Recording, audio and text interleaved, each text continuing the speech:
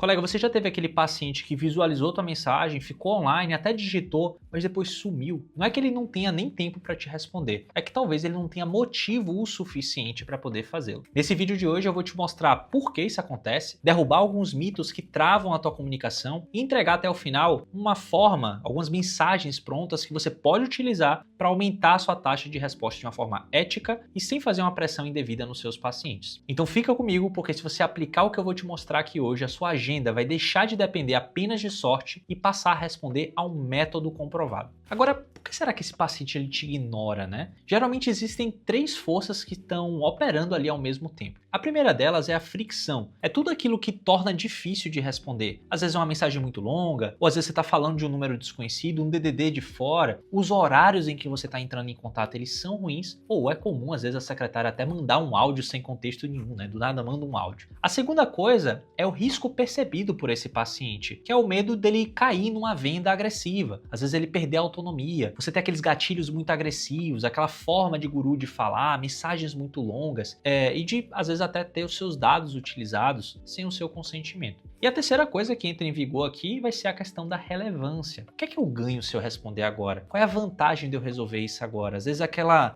incômodo, ele arrefece se você demora muito para responder. Então, o segredo ele vai estar em desenhar as mensagens que reduzem essa fricção, que são claras, objetivas, curtas, diminuem o risco percebido para o seu paciente, aquela comunicação que é uma comunicação elegante, intencional, e ao mesmo tempo aumentam a relevância daquilo que você está falando, sem fazer promessas milagrosas, claro, né? Então, o framework ele vai ser simples. A primeira coisa que você precisa fazer é reconhecer quem é aquela pessoa que está falando com você e por que ela entrou em contato. Você precisa dar uma segurança para essa pessoa que você não vai fazer um spam com ela, nem vai pressionar ela de alguma forma e vai entregar um valor claro para que ela queira dar o próximo passo. Então é simples, é fácil de executar, só que a maior parte dos colegas nem para olhar como é que a secretária está se comunicando dentro do WhatsApp. E se você ainda não me conhece, claro, meu nome é Perodoro, eu sou médico e cofundador da B2Med, hoje uma das maiores empresas de marketing médico do país, e eu estou aqui para te ajudar a navegar por esse ambiente do empreendedorismo e ter mais tempo para você, para sua família, mas principalmente para atender bem os pacientes, porque esse paciente que a gente busca no WhatsApp, que ele para de responder, ele poderia ser muito beneficiado pelo seu serviço, mas às vezes por falta de método, ele acaba evadindo, tem mais tempo para buscar o diagnóstico, às vezes tem mais complicações em decorrência disso. Então, se você acredita que esse conteúdo é um conteúdo relevante, não se esqueça de se inscrever aqui no nosso canal, de deixar o seu like e de compartilhar com um colega que pode se beneficiar de mais conteúdos como esse.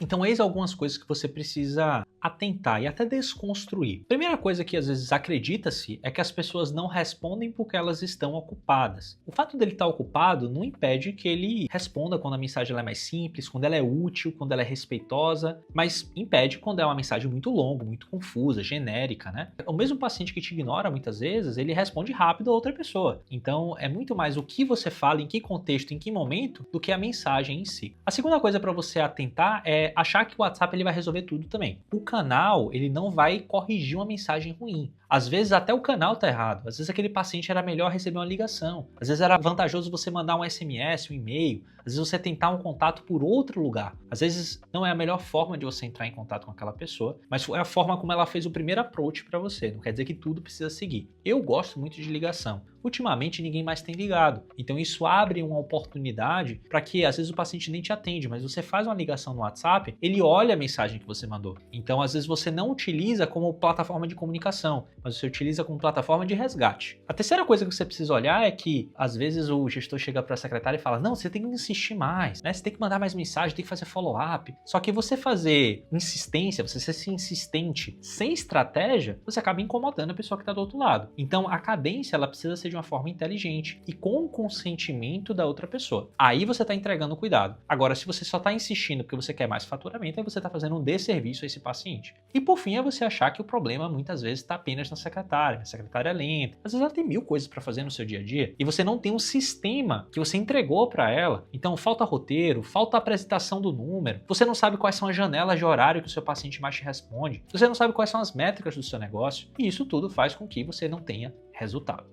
Então vamos aqui à parte prática. O que é que você vai fazer agora para que você consiga ter mais clareza, mais resultado dentro do seu WhatsApp? A etapa 1 vai ser você fazer um diagnóstico. Não adianta você fazer tratamento se você não sabe o que é que está errado, né? Então puxa aí umas 20 a 30 conversas recentes que foram ignoradas e olha onde foi que morreu essa interação. Foi uma apresentação ruim da secretária? Ela tem um erro ortográfico? Tem minúscula no lugar errado? A mensagem está muito longa? Ela chama para agendar logo de cara, já passa todas as informações, vomita tudo na cabeça do paciente, né? Oi, tudo bem? Eu sou a secretária de tal lugar, aqui funciona assim, o preço é tal, você quer agendar, né? Tudo de uma vez só, para se livrar do paciente. Dá uma olhada em como é que está funcionando o atendimento da sua clínica. Não dá para você achar que o seu atendimento ser bom é o suficiente. A experiência do seu paciente precisa ser muito boa. E você não vai saber se você não olha. Então a primeira coisa que você precisa fazer é, olha como está sendo o atendimento. E marca onde é que essa conversa está parando. Para você ter um contexto e você ver qual é a evolução histórica dessa interação ao longo do tempo.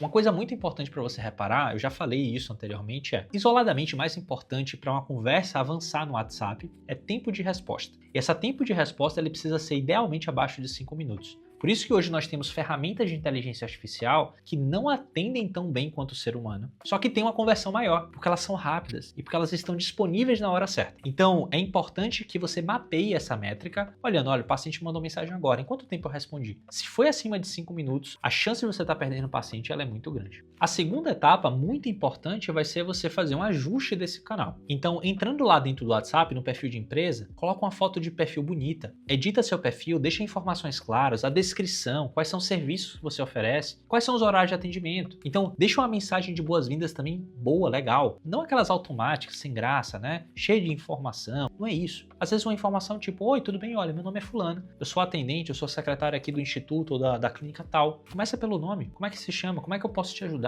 Então, às vezes, ao invés de você descarregar um monte de informação, é você entender quem está do outro lado. E depois de entender quem está do outro lado, eu preciso entender o que é que está motivando essa pessoa a me buscar. Porque às vezes eu estou dando informação da coisa errada, coisa que não interessa. A etapa 3 vai ser você, uma vez que você diagnosticou o problema e que você arrumou a casa, você vai desenhar 3 roteiros base. Você vai desenhar como é que vai ser essa interação. Qual é a primeira abordagem que eu faço? Como é que eu faço a recuperação desses pacientes? Como é que eu confirmo um paciente que está agendado? Cada uma dessas etapas, essas abordagens padrões, faz uma variação ou outra. Para você testar se o tom mais formal, o tom mais coloquial, qual é que encaixa melhor dentro do seu paciente. E aí você faz um teste AB para entender o que é que tem uma aceitação maior de mercado. Qual é a comunicação ideal com o teu público. Você só vai saber se você testar. E se você tiver uma padronização disso anterior. A etapa 4 vai ser você ter uma cadência pré-determinada. Então, olha, se o paciente entra aqui em contato pelo WhatsApp, eu mando uma mensagem para ele e não me responde. Eu vou deixar por isso mesmo? Eu mando uma mensagem de repescagem? Eu tento ligar para esse paciente? Em quanto tempo eu faço? Qual é o script? Se você não tem isso pré-definido, se você não tem isso arrumado, acaba que você perde esse paciente. Muitas vezes porque ele te mandou uma mensagem, ele ficou ocupado com alguma outra coisa. Às vezes é isso mesmo, né? Eu te mandei a mensagem, você não me respondeu nos 5 minutos, eu botei o celular no bolso e fui dirigir para buscar minha esposa em algum lugar. Então se você não me lembra lá na frente, depois de eu ter recebido mais um monte de mensagem, eu esqueço. Então é importante que você tenha esse fluxo de repescagem, que a gente chama de follow-up tipicamente dentro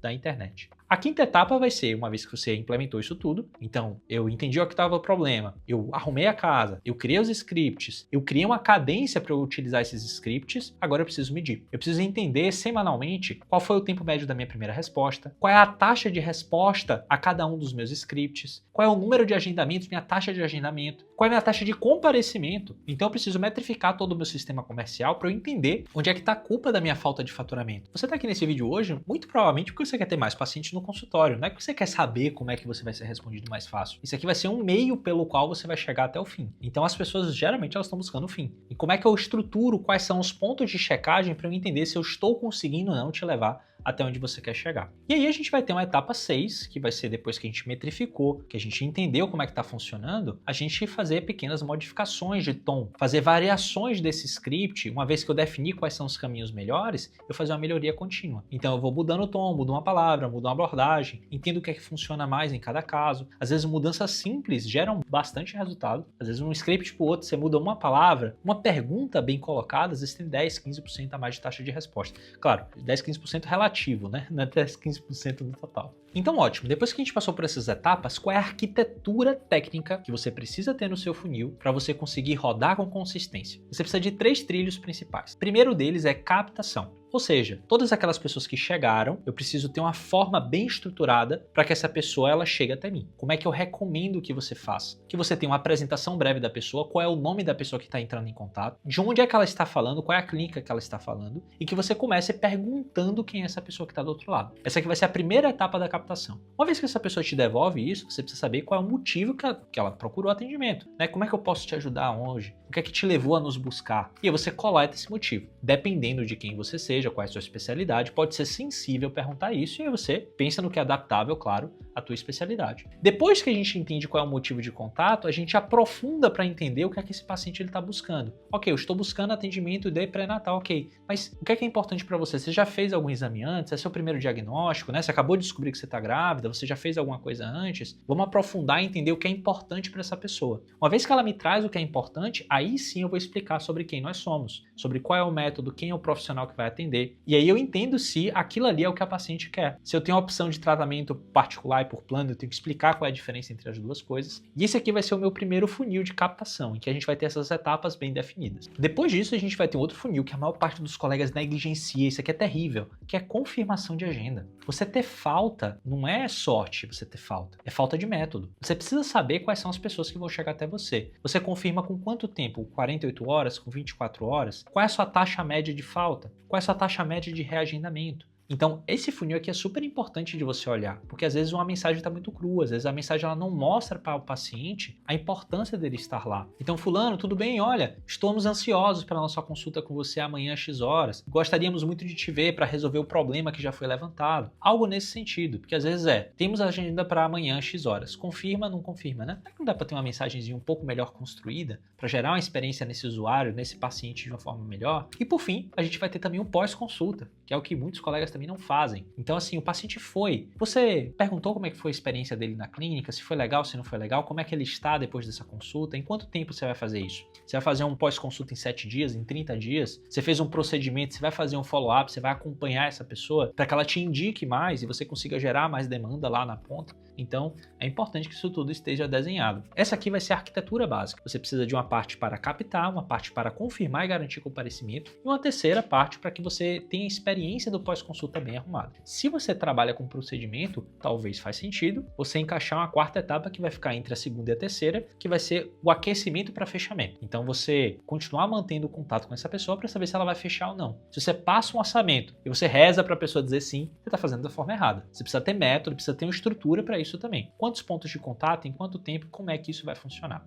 Então, o que é que você não deve fazer? Uma vez que eu te falei qual é a arquitetura, o que é que a sua secretária não pode fazer que destrói as suas chances dentro do WhatsApp? Primeira coisa, texto gigante. Isso aqui é uma coisa óbvia. Às vezes, ao invés de você mandar aquele blocão, divide em 2 ou 3 mensagens curtas. Tenta encurtar, pede a permissão do paciente para enviar. Às vezes, manda um áudio. Às vezes, tem um áudio seu que você sempre manda para os seus pacientes explicando alguma coisa. Isso é legal também. Um vídeo seu explicando como funciona algo pode ser interessante dentro desse contexto. Outra coisa que você não deve fazer quando eu falo de áudio é a secretária às vezes manda áudio sem contexto. Então, antecipa o que é que você vai falar no áudio, pede permissão para mandar esse áudio, explica o que é que vai ser falado para que você tenha a liberação e até que ela escute também o que é que você vai falar. Já adianta você mandar um áudio se a pessoa não vai escutar no final das contas. Uma outra coisa que eu não vejo tão comum, mas que acontece, às vezes você tem um número desconhecido, sem uma foto de perfil, sem uma descrição, não mostra direito quem você é como negócio, isso diminui a confiabilidade do seu negócio, né? E por fim, a falta do follow-up. Isso aqui é um erro gravíssimo. Se você não faz follow-up, se você não tem uma cadência específica para acompanhar essa pessoa, você está fazendo errado. A literatura mostra que idealmente entre 7 e 12 pontos de contato. Para a realidade médica, eu acho muito. Eu